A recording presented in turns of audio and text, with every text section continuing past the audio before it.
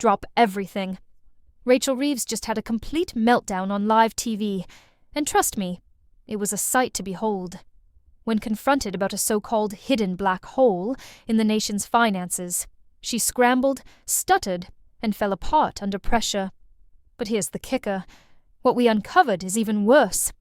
Once you see her reaction, you'll understand why Labour is desperately trying to contain the fallout. Let's set the stage.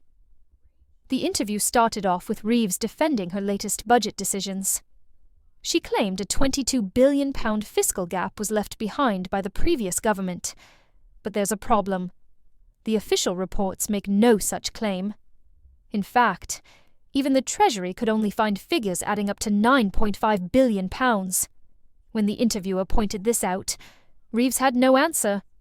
She dodged, deflected, and fumbled, exposing cracks in Labour's entire economic plan.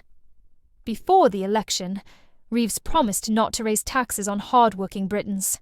Fast forward to today, and we're witnessing the largest tax hike in decades, £40 billion to be exact. And who's paying for it? Not the millionaires, not the big corporations. It's the middle class, hit hardest with higher income tax, VAT increases, and rising council tax. When challenged on her broken pledge, Reeves did what politicians do best: blamed the previous government. But here's the thing. The numbers don't lie. The so-called black hole was a fabrication, a convenient excuse for Labour to squeeze more out of taxpayers. And if you thought that was bad, just wait until you hear what she's planning for pensioners.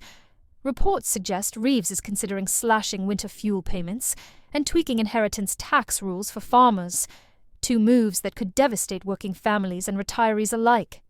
Labour claims these cuts are necessary to balance the books, but at what cost?